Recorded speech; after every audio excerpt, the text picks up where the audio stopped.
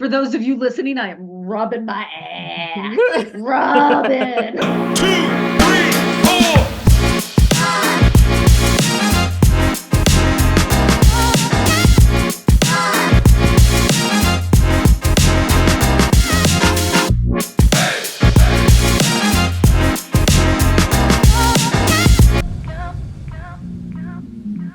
And welcome to Half-Ass Witchery, the podcast where we let our ADHD just fucking show. How you doing, Oh, Micah? yeah. I'm doing good. I am, I'm trying to keep track of all the business things, the adult things I have to do, and I wish that it weren't that way. I just want to make money and I just want to make money and live my life. I don't want IRS, if you watch this, please don't take this as like something I'm doing. I don't want to pay the government money. It's just a want, not a I'm doing that. I'm paying the government money. I'm just saying. I don't want to. So Don't I just worry, want to make when we finally overthrow the government, we'll do it in a way that, like, yes, you are still contributing to society in some way to keep the roads nice and the schools good, but we're not asking you to do all this extra fucking work for it. yes. Colonization ruined so many things, man. So many things. All right. So let's start with a little bit of a catch up. Happy New Year, everyone. What have has everyone been up to? Or not what has everyone been, well, yes. What has everyone been up to? Tell us in the comments. But Hmm. Vanessa, what have you been up to? Oh, so I was cremating my dog. Ah, ah, You already know this because I told you this the day the dog died. yeah. So you've guys seen pictures of Kali, and I'm probably going to have like a little quick video of Kali interrupting one of the podcasts as Yeah. she used to at the end of She was particular our episode. ghost co-host, She was she our was unofficial co-host. she was the unofficial official mascot of Half-Ass Witchery. Like, but she had been sick for a while, and the vets kept thinking it was that the joint pains were like a injury she got last year, and also during the summer, like, because she was doing really good during the summer. We were able to start giving her more walks and stuff after her last year's injury, and then she decided, ooh, cat, want to play, and hurt herself again. Mm, So we kept thinking that this was a reoccurring injury. Turns out it was valley fever, and we didn't catch it until it was too late. mm, So by the time we had gotten the diagnosis for valley fever and gotten the medication she needed for valley fever, she was already dying. We had mm. no idea. So my New Year's Day was spent cleaning up her shit because she literally could not move Yeah. and just crapped on herself everywhere. And we were constantly cleaning up her stuff. And then the day after New Year's, we woke up to her not alive anymore. Like, I Yeah. heard her. I had been sleeping downstairs with her for the last 2 months, and Hmm. she I heard her take her last breath. And when Nick found her, because she was awake, she was alive at 5 a.m. when I gave her her medicine. She died somewhere between 5 and 7. Hmm. And I heard her take her last breath Hmm. in that moment. And I refused to believe it. We took her down to the VCA thinking she could still be, we could still save her. And they're like, no, it was too late. So Hmm. we had her cremated. We got a box that we could put a picture of her in. Um, it was hard those first couple of days. Like, I couldn't see her picture. I still verklempt a little bit, as you can tell. I still get a little bit worked up. And you'll notice it in my new YouTube videos, the magical minis that I'm going to be putting out when I talk Hmm. about using grief and magic, um, how that helps actually. That I get a little verklempt in there too. But yeah, so um Kali has gone to Valhalla Hmm. to join the Wild Hunt Yes. to come back as a hopefully a hairless cat named Webbles. Webbles. I actually really like the name Webbles. Really? Really, you want to name the Yeah. dog Testicles? Okay. You want a hairless cat named Testicles? We got it. That's what Webbles means? Well, okay, Webbles literally translates to eggs. Oh, The I thought slang, you the said slang Webbles is because I Webbles because I'm Hispanic. We don't say bees. We say no. like we don't say the Yeah, no, bee. We say the bees. gotcha. Yeah. Gotcha. So we Webble. So Webbles translates literally to eggs, but the slang term is balls. Well, when I get a cat, I will be naming him Webbles because that's what I thought you said. Because that is such a cute name. Webbles is what I thought you said. Webbles. Nope, I was saying Webbles. Webbles. Gotcha. Gotcha. Um, So, do you guys plan on getting another pet anytime soon, or are you uh, guys gonna take a bit of a reprieve? so this is something that I started with my first dog that I actually had from birth to death. Mm-hmm. Because growing up, we always had dogs, we just could never keep them. Mm-hmm. There's always something where we had to give them away. Yeah, same. So the first dog I ever had, from the time they were a puppy till the time they passed away, I obviously I had him cremated. I did a ritual I call it a sending off ritual, to say goodbye and to have that closure so we can begin the healing process. And then I wait a year Mm-hmm. before I get another pet. And there's already discussion on the size of the pet because Max wants a cat, Nick wants a small dog. I don't want either one of those. I want a dog the same size as the dog I had because Kali was fucking awesome. Mm-hmm. And I'm really hoping to get a dog not like Kali, but loving like Kali. But the positive thing is it did get me to it did inspire me to do magical minis. Mm-hmm. Because I noticed that on the next day when I went into the shop that I work out of, um, at the Four of Wands, I thought I couldn't do readings, and I find myself doing like because it just cracked me open so much. Mm-hmm. Like I find that my readings are more precise Mm-hmm. and more in tune. I'm more deeply connected to the energies of the person I'm reading for at that moment Mm-hmm. because of this giant hole in my heart that used to have a stupid lab pit mix that always came in at the most inappropriate times to say hello to you, Yeah. Micah.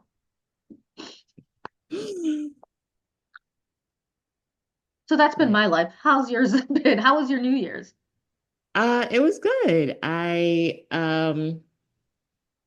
been reading, doing lots of reading, lots of fiction. I every once in a while I'll do a self-help book, but I've been really just enjoying lots of fiction books. So I've been reading things like ACOTAR. I got into my ACOTAR era last year, like late last year Hmm. when I started back reading at Spirit Apothecary. One of the girls, Sam, that works there, got me to read it, and I did enjoy it. And then I went from ACOTAR and I read all one, two, three, four, five, all five books in 2 weeks.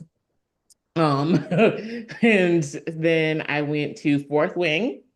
I've I love heard a Fourth Wing. lot about Fourth Wing. Fourth Wing is so good. It is so good. The third installment comes out on the 21st, and so I am Hmm. so excited. I will say, the thing about Fourth Wing, because I heard so much about Zayden, who is the male main character. And I've heard that everybody loves him, like he's the book boyfriend, Shadow Daddy or whatever. And I was like, okay, Shadow Daddy. I Shadow love that so Daddy. much. Because in ACOTAR, Reese is also a shadow daddy. And I love Reese. That is my little Reese cup. But like Zayden, I will say I love Rebecca Yarros. Her writing and the plot of Fourth Wing is amazing. I am completely there for the dragons because the dragons talk.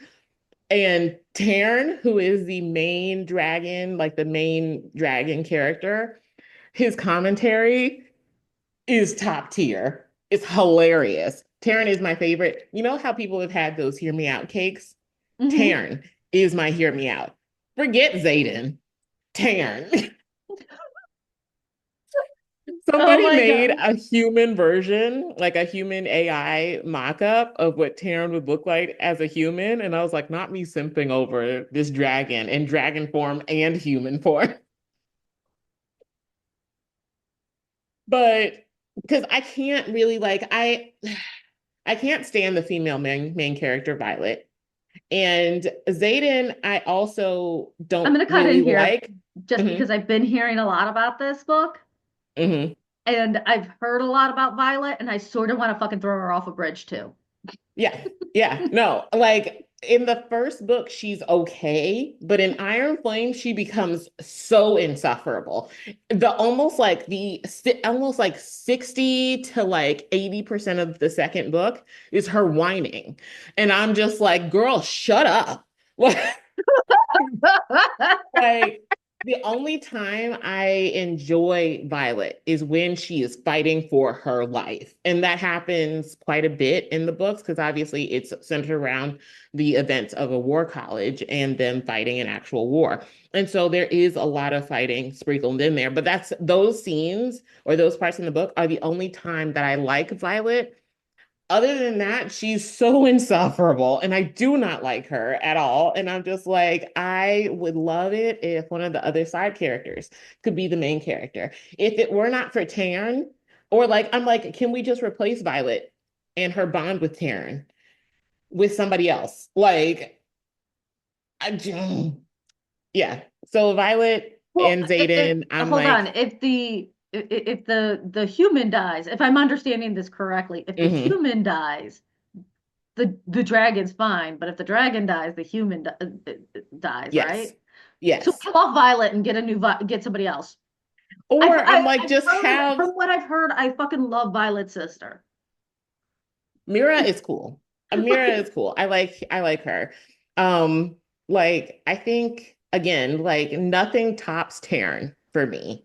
Hmm. Like Taryn is my favorite character. He is not a hear me out. He is an absolute fucking lootly. Taryn is the only reason that I read the book. The actual plot of the books, amazing. So the plot is good, but also Taryn is why I Hmm. read them. And so I could give a fuck about Violet and Zayden and their little like relationship. Like, I think that Zayden, I can understand his point of view a little bit more than Violet because Zayden isn't whining. That's the only reason I tolerate Zayden is because he's not whining. Yeah. And Um, isn't Xaden like one of the characters that was betrayed? Like he has to wear a mark because Yeah, yeah. his dad was like head of the rebellion or Yeah. whatever, and his dad was executed. And so he basically he and like the other kids of the adults that were in the rebellion were all marked with this mark on their Hmm. bodies saying that basically their parents were traitors. And Hmm. so and there's like a whole thing that goes into that. But yeah, so the writing of the book, amazing. But yeah, I also can't stand Zayden because he is definitely like the toxic masculinity embodied. And it's not even cute. Like there's a lot of gaslighting that he does in the second book that I like, it just gets on my nerves. And I'm like, if y'all could just like talk to each other and just get out of your own way, this would have been figured out. And she could have stopped whining. You could start being a true badass. It is so bad with the two of them that my favorite person, which is introduced in the second book, Iron Flame, my favorite person. in that whole like Violet and Zayden situation is Zayden's ex, who is a complete bitch. And I absolutely love her. Like there is a scene where Violet and Zayden's ex her name is Kat. And so Kat and Violet are wrestling, like they Hmm. are training and they are like they're on a mat, like wrestling, basically, sparring. And Kat is like, she's given Violet the business. Violet also has a disability. She has like weak limbs and ligaments and bones and everything. So she's very fragile, like all around. Okay. And so while Kat is giving her the business, choking her out and everything, she was like, favorite line where she whispers to Violet in her ear. She was like, "You know that little thing he does with his fingers? Yeah, I taught him that." And I was like, Yes, girl. I love a good bitchy villain character, but I can tell obviously, like in the next book, they're gonna have Kat become a little bit more likable because they already started doing that towards the end. I always liked her, but I tend to like bitchy characters in books. Because I we love relate to those them characters. better. Yes. Like people say they don't like Kat, and I love her. Like Hmm. she's mean. And something about that meanness is so refreshing because I'm like, I feel like it's a bit more realistic. If you were in that situation, you wouldn't be nice. If you were still in love with your ex and like you see him with somebody that obviously is not deserving of him, and you had a chance to choke this bitch out, Oh, I'd say that's why some I shit like cursed the that too. bitch. That's why there are some bitches that have been fucking cursed. Thank you very much. Mountain Man was mine from the beginning. I was good for him. I love a good villain that makes me hate them so much that I love them. Like that to me makes a good villain. Like if I read a villain and I'm just neutral about them, then that to me says that they weren't well written. I Hmm. want to have the villain character make me hate them, and that's what will make me love them because they are Yes. that well written. Yes. They That made me feel is, something. yeah, like so the raunchy Disney books that you got me into. Yes. I loved those, by the way. God damn, I love those so much. Um, Patreon, okay, Patreon goal. Like if we when we do our Patreon, we are for sure doing a virtual book club Yes. of things like this. But that I hated like I was very neutral on Aladdin. And I'm like, Hmm. Yeah. I didn't like Aladdin. I didn't like Aladdin at all. But I and I'm not like the daddy baby BDSM kind of girl. I am Yeah. definitely a master sub brat kind of Yeah. girl. But when they started doing like the Olympus books Hmm. where you had Zeus Hmm. as the main baddie. He was a good villain. Yeah. Oh, daddy energies. Yes. Little bit of Yes. daddy energies. I was a little bit too much into that one. And I'm like, this feels And they dirty for made me. and they made Zeus sound attractive. Hmm. Like the way he physically was like described. I was like, okay, he's a bad man, but he's a hot bad man. Right, right. Like He's a bad you can definitely man. do some dirty to me, baby. For those of you listening, I am rubbing my ass. Rubbing. Um, but yeah, no. So I've been reading a lot, and so I am waiting, just like everybody else, for the 21st to hit. I did a 3 month thing on Audible because I always cancel my Audible subscription because I refuse to pay 15, almost $16 with tax for 1 credit a month. Hmm. Um, and so I will always cancel my Audible membership and then rejoin when they are basically desperate for me to come back and then they offer me 99 Like cents for 3 months. that's what I'm Like, doing right now. yeah. That's what I'm And doing right now.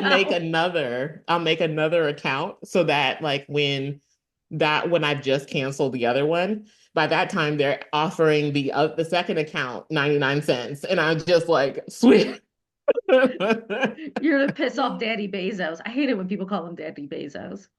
I'm like, my thing is, I am not buying from Audible anymore at all. And so right now I'm just trying to I was on Hoopla like briefly, but it seems like Cuyahoga County Library doesn't subscribe to Hoopla, so I wasn't able to get any audiobooks. So I'm gonna try Libby and I was see actually going to say Spotify. Spotify It, too, but yeah. Spotify also caved. I can't wait for the tell-all on this whole Trump presidency because I'm like, what is this man like offering all of you that because all these Or billionaires that are blackmailing you with. donating, right, all these billionaires that are now donating to his inauguration did not back him the first time. So I'm like, what is he offering you that all of a sudden you like after the election, like close to his inauguration day, you say, okay, I'll donate. But it's been an eventful like start of the year, to say the least. Clearly, yeah. Yeah. But yeah, so I just escape reality by hating Violet and loving Taryn. That is my escape.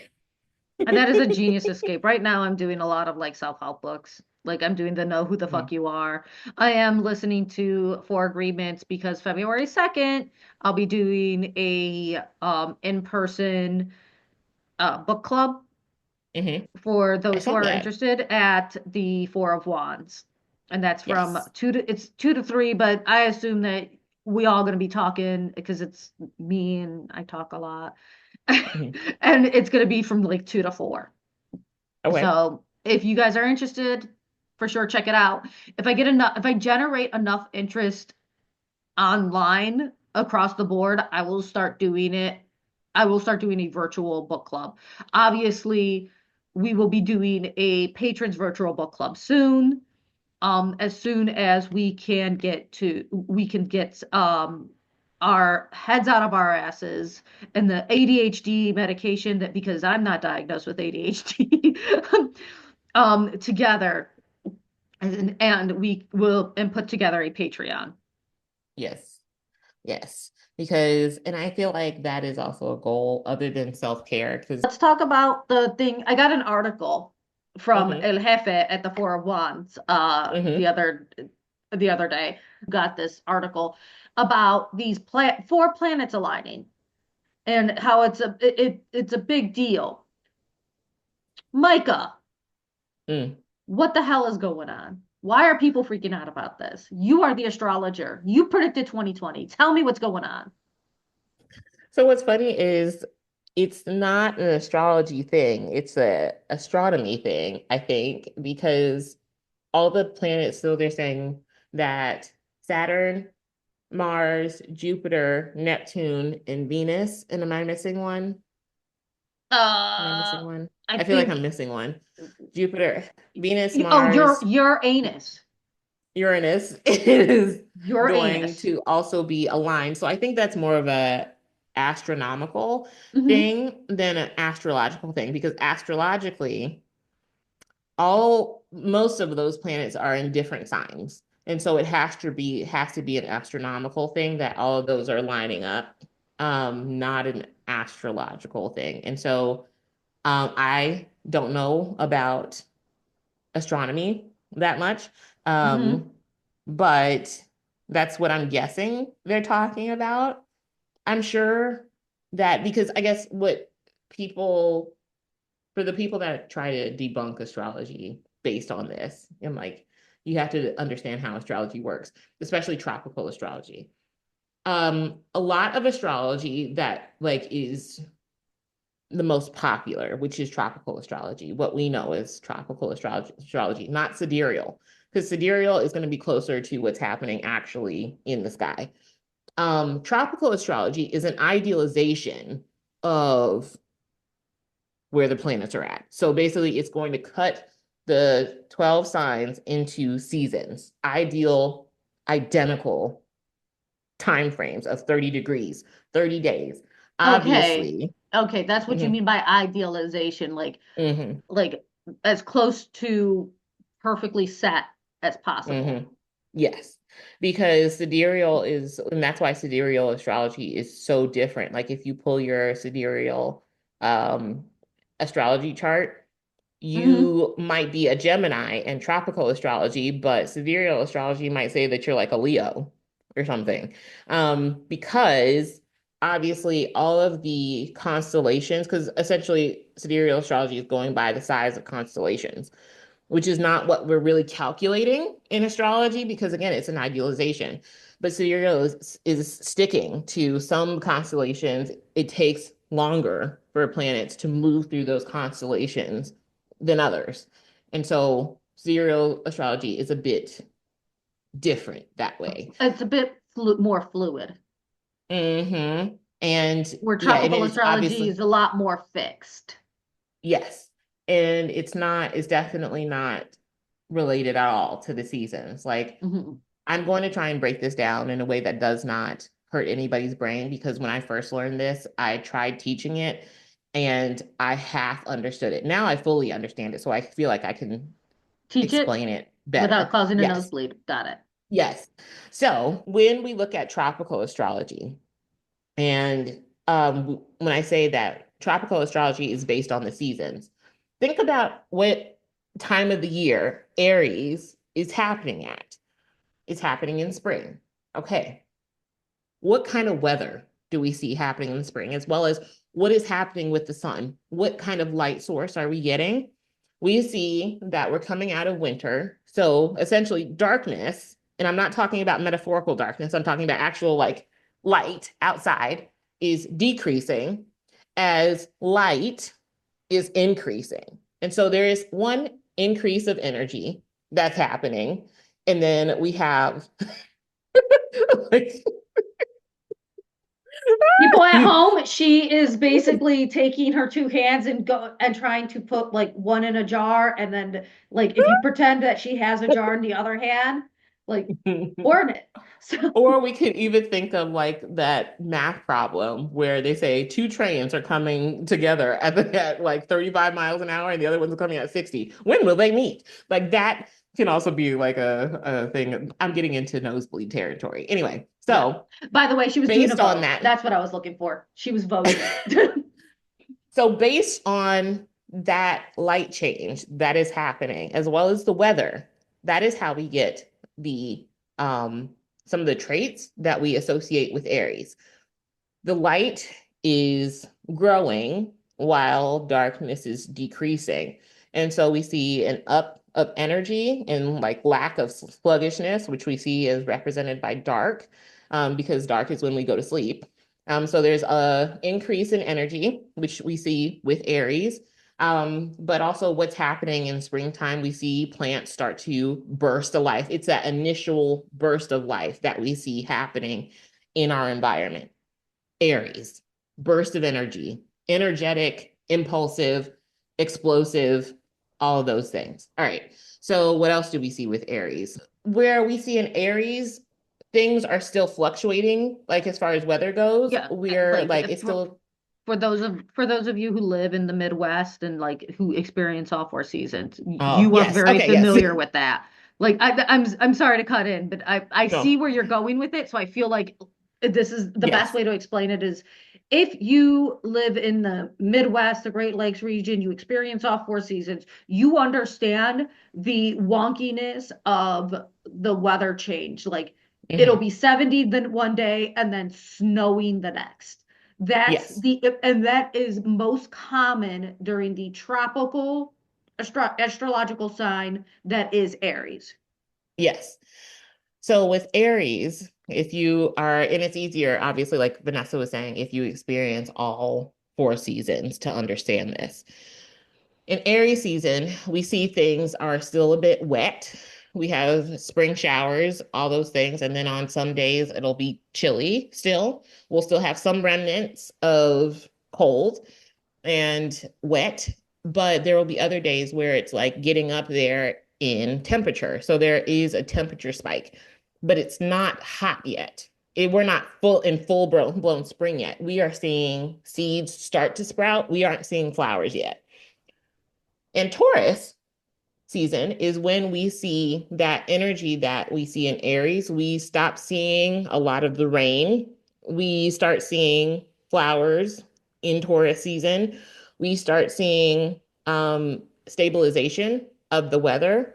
Um, and so the way that we could attribute that back to like light is that we see the light completely overcome the darkness, so to speak. So the dark is no longer decreasing, it's just completely at the bottom now. And we're seeing light completely like take Yeah. center We stage. see a lot more light coming in, and like a lot at this point. It's not quite solstice, Hmm.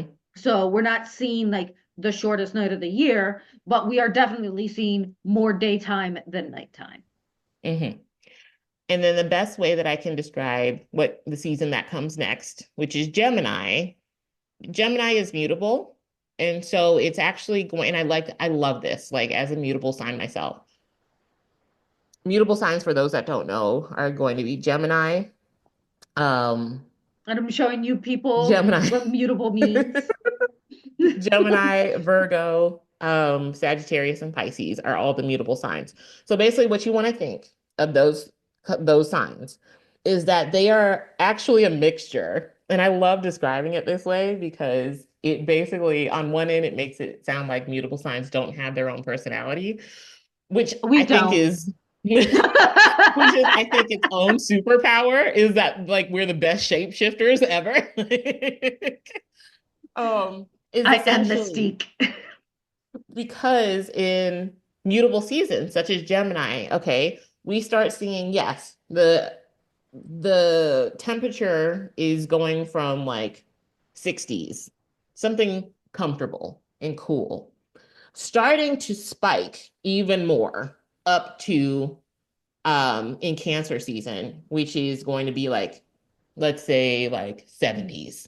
We're starting to see a marked difference in the weather. So yeah, we can still have spring showers every once in a while in Taurus season, sure.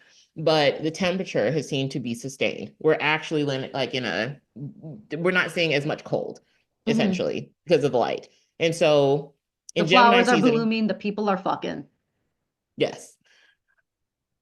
In Gemini season, you're basically taking the fixed sign before, which is Taurus, and then the cardinal sign after, which is Cancer. You're squishing those together, and the transition creates Gemini. Mutable signs or mutable seasons are just the transition I'm a time. That squishy is Cancer why, Taurus. that is why so many mutable signs get dubbed as two-faced. I mean, because technically we are. We are a mesh of the two other modes or the two other signs that sandwich us. And so we are getting traits from both, and we're just creating some sort of transition space between the two. So it's why mutable signs are often described as indecisive, wishy-washy, because it is that. They are the transition time. They're about change. And so you're switching from one season to the other one. So, like we were Hmm. saying with Gemini, we're getting out of the springtime or whatever, going into full-blown solstice, so summer solstice time, Yes. where we're seeing a marked difference from spring to summer. It's still hot, but we're seeing like a spike in temperature, and we have longer days as well. Or not longer days, but the light is definitely like in its prime time. The sun is at its peak. It's doing its thing. I like how you're doing. Like, by the way, the goal is good. The goal is good. Like, I'm describing what you're doing with your hands Yes, for our listening yes. audience. So think of The it goal is almost like good. a think of it like a train, like Aries to Gemini is like a train. So Aries season would be the train taking off from the train station. Taurus season would be like when it's well on its way in the middle to point C from Hmm. point A. So Taurus season is like that transition time, like, and we'll call it point B, like the journey. And it's picking up speed. And then Cancer season, or not, sorry, not Cancer season. Oh, Gemini is going to be when we are coming to a turn and we are, or not turn, but like we are coming to our point C, but we're not there yet. And so we are starting to slow down a little bit so that we don't crash into the next station and that we can like have a nice peaceful park into Hmm. the next station for it. And then Cancer season is point C, if that makes sense. Or it is the next station. It's the It's the final next stop. destination. So So, like so the Gemini, so your mutable signs mhm, are going to be like, I'm going to call Gemini the surf and turf sign because mhm. Taurus is the bull and then Cancer is the crab. It's a surf and turf sign.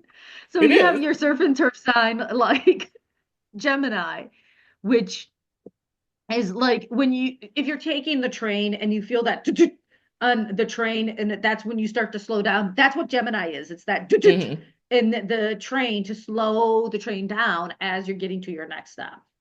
mhm. And I swear to you, and this is what I was realizing what was catching a lot of people like off guard with the whole like light thing is that a lot of people, astrology takes a lot of observation of the environment around you. And I think that's where a lot of people get confused with this metaphor, or not even metaphor, this observation of light versus dark, because a lot of people are not thinking about what is actually happening outside, whether that be Mhm. because we just don't go outside anymore or we just take it for granted. But that is what is happening outside. We see that transition every day, but I don't think it's really marked until we're met with this kind of thing with astrology. And then you have to really think about it like, oh, yeah, now that makes sense. So I promise you, the light versus dark thing will start making sense if you actually start paying attention to what's happening outside Yes. in each season. Yes. But going back to the planetary alignment. Yes. Yeah. So that is a astronomical thing, not a astrological thing. But what is nice though, where I do see like some sort of connection between all of those planets, is that between Uranus, well, not I guess not Jupiter, but they all are making some sort of aspect. So Saturn, Venus, and Neptune are in Pisces. Uranus is in Taurus, which to Pisces, from Pisces to Taurus is a sextile. From The Pisces sexy to tile. yes, which is it's great. That's a great way to think about it because sextiles have the energy of Venus. This is becoming a great. So then we have Jupiter that's in Gemini that's making a square with Saturn, Venus, and Neptune. Oh, this is what I was about to say. Sextiles are embodying the energy of Venus. And so you can actually think about it as like sexy time. It's it's I love essentially it. saying like you have two energies that are different. Earth and water are different, but they're coming together to create something. But they take action to make it happen. So you can actually think of a sextile as kind of like those two energies having sex. They're not the same, they're different. They have different perspectives on things, they have different parts, but they're coming together. Hmm. So, and obviously, that's not the only way that sex can be. I don't cancel me. But squares are going to be embody the energy of Mars, and so obviously between Pisces and Gemini, that's a square. And so from there, we also have Mars that's in Cancer, and that's going to be a trine, and trines embody the energy of Jupiter. So they expand on things. So obviously Jupiter is, or not Jupiter, Mars is in Cancer, which is another water sign, which to Pisces is another water sign. So it's just like two water signs coming together, which is just going to make more water. So that's why it's a trine. And so it's expanding on the water element. And all of those, you're going to get that with all of those. Um, Obviously, Cancer and Gemini don't make an aspect, but they all are making some sort of aspect to each other at some point. Yes. I'm pulling up actually as you're talking. I want to Hmm. pull up the astrological chart for January 25th. Hmm. What's And happening January 2025? because that is when they're talking about when the alignment's going to happen. Oh, gotcha, gotcha. And we're all saying, and what we're trying to say right now is an astronomical alignment, not an astrological alignment. So what is going on is going to be very different than what a astrological alignment would be look like. Like Hmm. an astrological parade, it has very different energies than an astronomical parade because astronomically speaking, yes, the planets are going to probably look like they're lining up. Astrologically speaking, no, we have Venus having sex with Neptune Um, and Venus Jupiter's is watching from a square. Is that that's like like I think that could be an interesting way to put it. Yeah, I think yeah, because that could definitely be like all the planets in Pisces and Uranus in Taurus, yeah, are having sex, and then Jupiter is just kind of being rude and watching, and then or is Jupiter being a cuck and watching? I'm doing the jerk off hand, people who are listening. to be fair, um, Jupiter's never a the cuck. no, no, it definitely is, especially in Gemini. Um, but I think with that being said, I think it makes even more sense because Mars does represent a penis. And so I do, because Mars is like is penetration Hmm. essentially. And so um okay, sorry. I was like looking at something. Um but yeah. So I think that that is a good way to kind of think about it for sure. And so we're looking at very different energies. Like what you've been reading is very likely not the big deal you think it is. Yes. I mean, if you are somebody that wants to like view it on like a telescope or something, then it can Oh yeah, it definitely is be totally like, fucking cool. yeah. But just know astrologically, it means something, but it doesn't mean that thing that you're probably thinking about. Like some freak incident, like where we get superpowers, is not going to happen. If Yeah. anything, it might cause some sort of issues with finances, um, or with like what we're seeing now, which is free speech. Um, on so I got this. It's a PDF, so that's why it's in a binder. Because I was slightly cheap, and I I made it harder for myself because in the I long could have run. gone slightly cheap and I didn't. Don't tell Mountain Man that. Because if I didn't have a mother that was just absolutely amazing and let me use her toner, this wouldn't have been the cheaper option. I probably would have ended up paying like $10 more than like just having them bind it and ship to me. But I do have a mother that let me use her toner. So this is my planner. This is from Honeycomb Collective, and I just printed the sheets from the PDF file of this planner. So oops, this is my customized um I like planner yours. for my birth chart. And it's also a coloring thing. A coloring, you can color all the stuff. So I colored in all the herbs for each sign or for each season.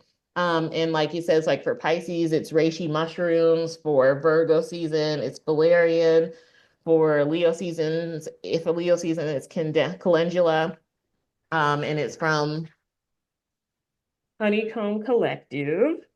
And you just put in your birth chart information, and it'll calculate not only your birth chart stuff for that year, like all the transits, lunations, and things like that, but it also talks about your solar return for both the year that you're currently in and the next one. Um, and talks about your progressions, uh, Like, what else? There's a whole bunch of shit in here.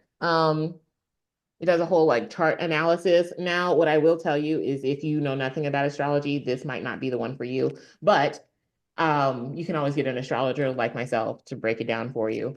Um, but chart analysis, EdenITarot.com. yes, even that'll be back up in March, so don't miss it. Um, and then like again, like I said, it has like little coloring pages where I had colored all the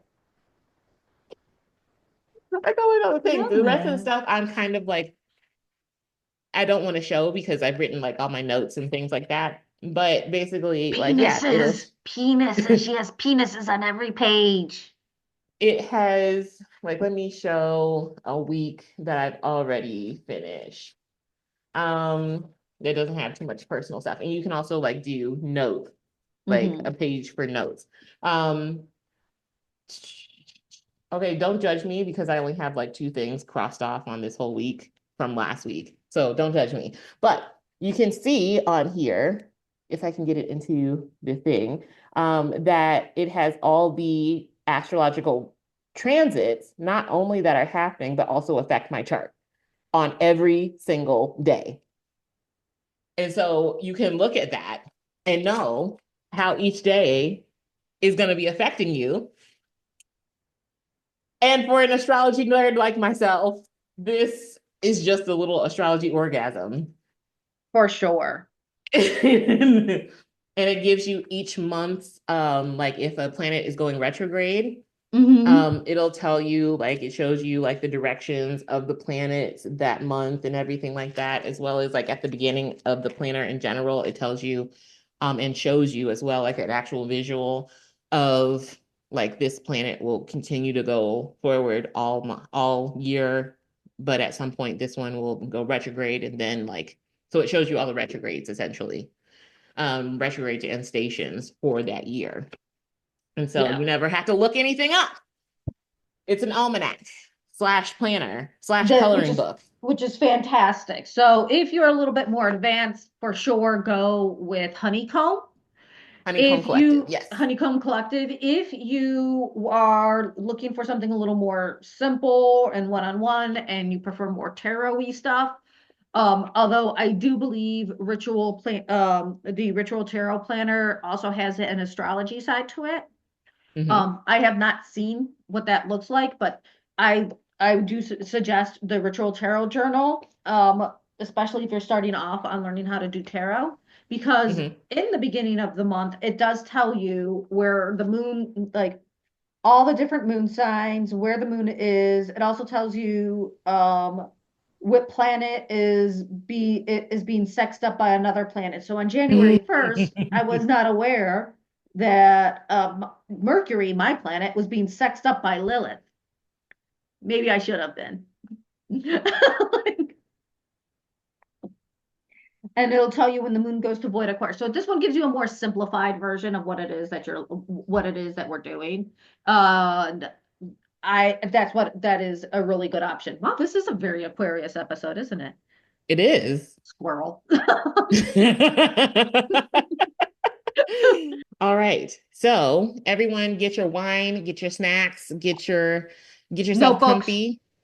No, yes, get your notebooks so Get your that you can take notebooks. notes. Mm-hmm. Um, we are about to do the tarot for Aquarius season. All right, Aries for Aquarius season. What is your 11th house, Aries?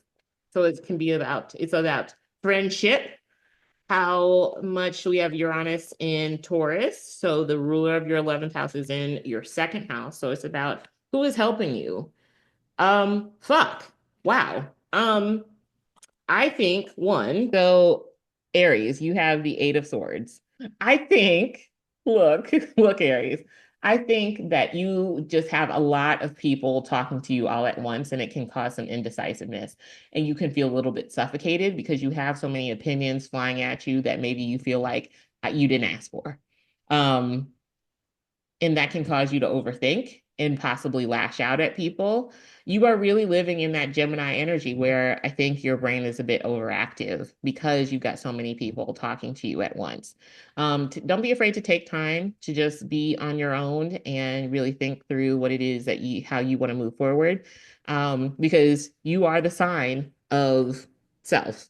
So just remember that. Don't let other people's opinions supersede your own opinion of your own actions. Remember, with this card, you are the jailer and the prisoner of yourself. So that's a beautiful thing, and that's the curse of this card as well. And so it's you against you, but I think it comes through in a way for this particular season with the planets that it's like your own kind of doubts are voiced through your friends, or that you're possibly doubting some of your goals and things like that, possibly because you feel like you're behind on something. But just remember, take some time, be reflective, do the thing. All right. Taurus, y'all bitchy. I mean, Tauruses I know are super bitchy all the time, but that's just because they have to deal with me. So, but we got the Queen of Swords for you guys. And obviously, you guys are very like not comfortable. And I think winter time is not the best time for you guys because you don't get to enjoy the beauty of the outside world that you enjoy so much. Um, you're not feeling good because regardless of what side of the political spectrum you sit on, although if you voted for Trump, I don't know why you're still watching this podcast. We very clearly said how we felt about him. So uh, but no one feels good, no one feels comfortable, and with Venus, it's sexting up Mars, right? Yes. Yeah, so with Venus sexting up on Mars, there's probably a lot of like discomfort because Mars is big dick energy. And right now, y'all feeling like tiny little holes going with the shit. So you guys are going to be real bitchy, real cold this season. Uh, get the fuck over yourselves, have some chocolate. That's my advice to you. All right, Gemini. I don't know what it is about this Aquarius season. Yeah, like all the signs that I feel like Aquarius is supposed to be friends with, it's just coming after. Gemini, you've got the Five of Cups. Now the Five of Cups is Mars in Scorpio. Aquarius is going to be your ninth house of belief, legal documents. Um, it's also like learning, long distance travel, all those things. But we have Saturn in your, we have Jupiter in your sign. Saturn is going to be in your 10th house. And then Uranus is going to be in your 12th. So with all of that, I think you might be questioning a little bit about like how you're showing up in the world. If you want to, be a little bit more isolated, if you want to take a big trip, um, and like kind of create some distance between people that are a bit more familiar. This is a card that's not only about disappointment, but it's about making tough decisions, even if that means that you give up one opportunity and create another one. Remember that even though this doesn't illustrate it, in the original Wife Rider Waite deck, we have a man that's just crying literally over three cups that are falling over, but he still has two that are standing. So it's critical that you don't get stuck on what you lost, but look forward to what you can build with what you have left. So don't be afraid to rebuild, Gemini, even if that has to do with parents, even if it has to do with, I guess ninth house can also be like, listen, what I'm basically saying is don't shy away from the tough decisions, especially if it has to do with ninth house things, such as legal paperwork, taking long distance trips, or any sort of like marriages, or learning something new, or like doubting yourself as well on making that new beginning happen. So, Five of Cups. So now that Micah's done calling us out, Cancer. Oh God. We Aquarius have season just doesn't love anybody. Aquarius. I think we need to like let's make some space and give some grace to the Aquarius energies that are surrounding us right now, because clearly they are going through some shit and we are all I'm feeling it. I'm scared for Leo. So we have the Three of Swords reverse, which basically means betrayal, betrayal, betrayal. Mhm. When it's in reverse, this is definitely a card of some hard betrayals. However, when I see it in reverse, I do say like these are betrayals you can get over, or you are the ones going around fucking people. So it's either you need to like, yeah, you're gonna get hurt, but it's worth it at the end, or no, you all fucking people over for no goddamn reason. And I am feeling some of this. I'm feeling that the cancer, at least 50% of the cancers that are watching this episode are looking to fuck some people over for no goddamn reason. And y'all need to consider what you're doing. Leo. I think, Leo, you're dealing with some control issues, whether they're coming from you or they're coming from other authority figures in your life. You got the Emperor card. Taurus, which is where Uranus is, the modern ruler of Aquarius, is in your 10th house. And so it's a lot of shakeups. So one, I think that Aquarius season one could bring a lot of changes to how you view yourself or how you look out in the public world. Or it can be like bosses just being very erratic, not easy to deal with, or it can be you literally like blowing up in public. It can also, I think, be a very inventive energy. It can really force you outside of your comfort zone. And I'm wondering if you're trying to control the fact that you have to get outside of your comfort zone, or some people are opposing you getting outside of your comfort zone since Aquarius is your 7th house. Either way, there's a little bit of friction when it comes to relationships with other people and how other people or you are trying to control what is happening in that relationship. The Emperor card is a lot about authority, control, being too rigid, but it can also be about structure and finding security as well. And so it can be a very stable card. So just make sure that you are working with people to create something a bit more stable rather than trying to overly control things to be perfect. Keep that in mind, that stability is much better than control, because it's more of a long-term thing. Whereas I think control is meant more so for the now. So think long-term foundation, not what feels like it needs to be done right now, if that makes sense. Yeah.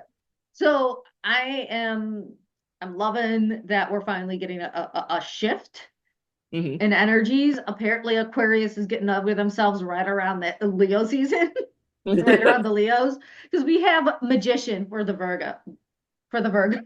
Sorry. Okay. We have magicians for the Virgo. And I like this because magician is always about manifestation, creating things, building your world. Since we are in the thick of winter, although it is starting to feel like the start of winter for some of us. This is like where Virgos really shine because they fucking hate people. And so they like to be by themselves. And this is a isolation period. So this is the time they start making their shit happen. They start building, they start working on their planning, they start manifesting. This is when they start really, this January is definitely Aquarius season, I'm sorry, very specifically is going to be your manifestation period. And I say lean into that shit, bitches. Lean into that shit. Obviously, Aquarius has some sort of beef with his fellow air signs, Oh and shit. Aries, because as Vanessa said, it was getting better. We have Libra, Eight of Swords again. Which is interesting because the Eight of Swords, not it could because the Aquarius is your 5th house, where we have hobbies, recreational activities, romance, children, all of those things. So either I think when we're looking at Aquarius season for you, your sixth and your eighth house are highlighted because Uranus in Taurus is going to be in your eighth. And then we have Saturn in Pisces, which also has your ruler Venus there along with Neptune. So I think there is one, a lot of movement that's happening and a lot of transformation, possibly like with your physical body, really learning how to love what you look like and who you are, because of the transformation that's happening both internally and possibly externally. Don't doubt the process. Keep going. I think the way that you might feel at the time is very temporary. And I think if you keep at it, you'll find that on the other end of it, you will appreciate yourself so much for just kind of keeping going. But I think you're just very much in your head right now. Again, I think a lot like, what was that, Leo? I think you're trying to make things perfect. And I don't know what this thing is about Aquarius season that is having you and Leo do this whole freak out thing. Um, but yeah, I think it's more so that you're just in your own head when it comes to like, am I enough? Am I doing enough? Especially when it has to do with work, whether it has to do like with a workout routine. This is the Jupiter in Gemini card, which I guess would actually be your ninth house. And so it's like, what do you believe about the work that you're doing? Do you feel like it's enough? Do you feel like the transformation that you made is sufficient? Are you hitting your goals? All of those things. Do you feel that do you believe that you can achieve those things? Keep at it. If you do need to make some tweaks, do it, but don't be too hard on yourself. You're your own toughest critic, and I think that's the thing that'll keep you held back. Um, but the work is being done. Trust the process. So I like how you mentioned what that card was because I got the Ten of Cups for Scorpios.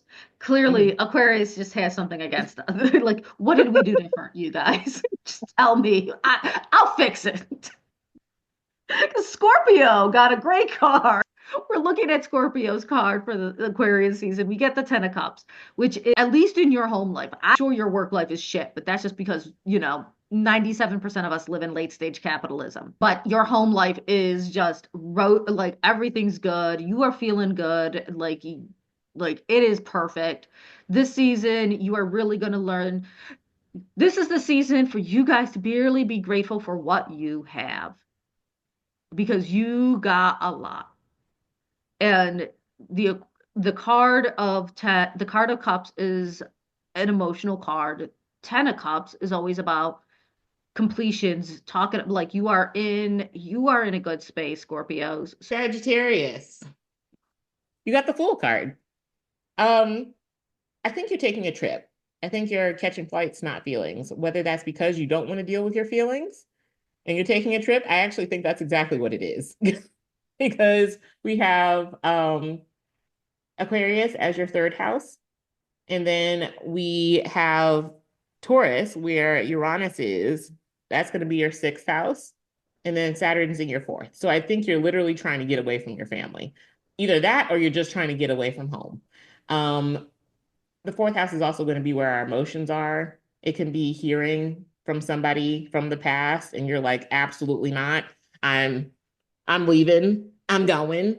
I don't want to be associated with that. And so I'm headed into a proverbial new path, and saying goodbye to that, or I'm catching flights so I don't have to deal with my feelings. And that's how I feel about the Fool card for you, Sagittarius.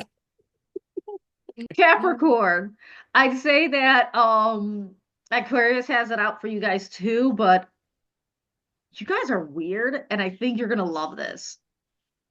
You got the Five of Wands for you guys. And I say that I think you guys are gonna love this because you do love competition. You love competition I because, got the huh? I got the best visual of like literally Capricorn being one of those, like the one that has the wand like up in the air, like bashing somebody over the head.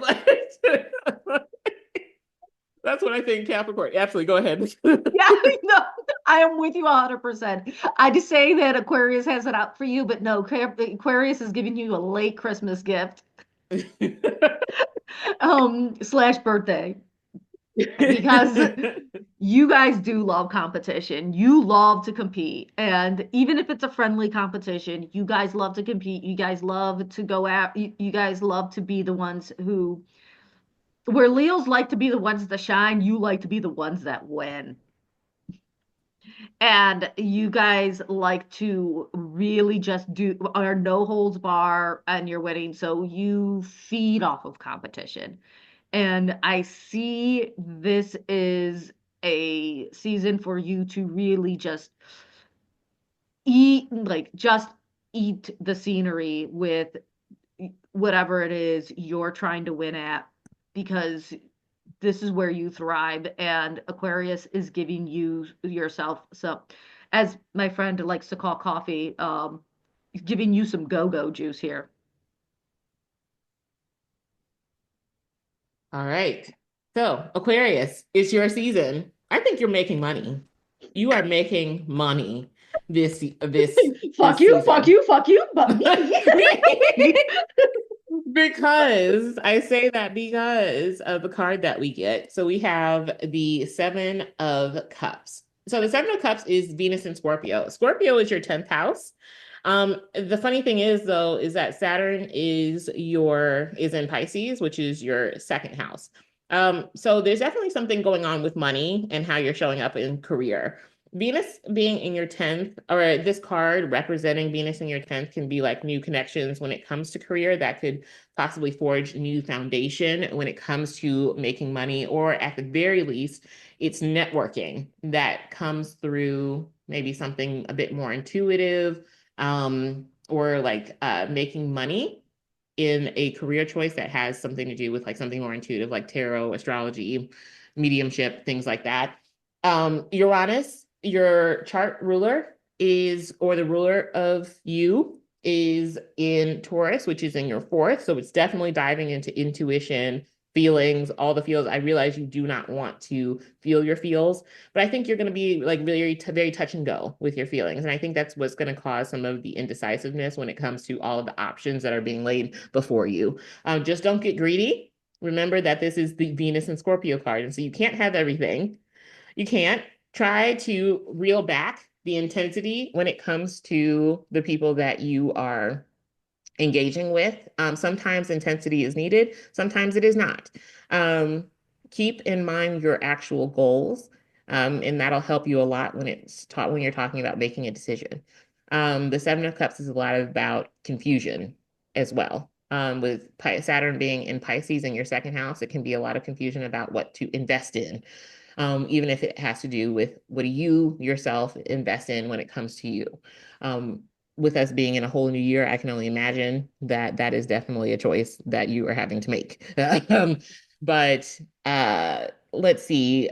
So Taurus would be Uranus would be in your fourth house, which would make, oh yeah, yeah, I already said Saturn is in your second. But yeah, just take your time when making decisions.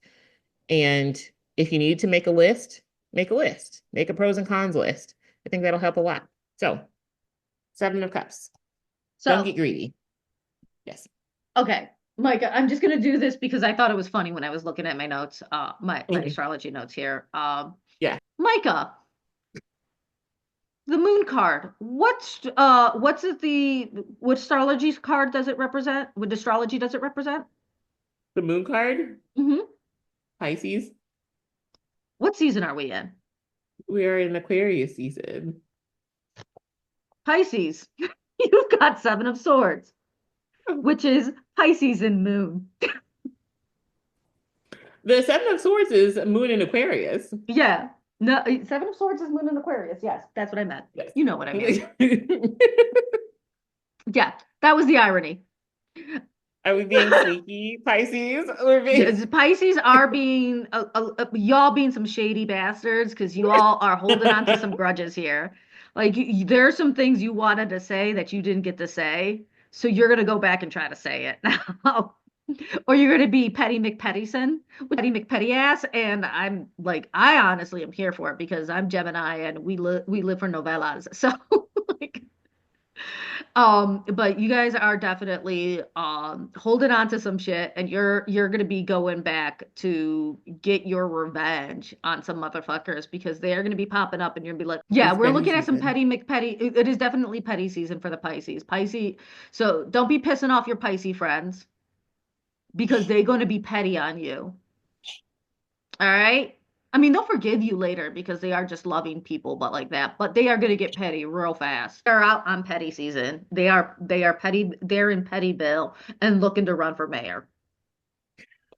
Aquarius season was really just coming after a lot of this, except for itself, of course. It gave itself all Right. the Like, opportunities. like, let me. So many opportunities you just can't choose. Hmm. All right. We have come to the end of our episode. I hope everyone has enjoyed it. Um, so, Vanessa, I don't know if we said this during the episode. I will be deleting my Meta apps.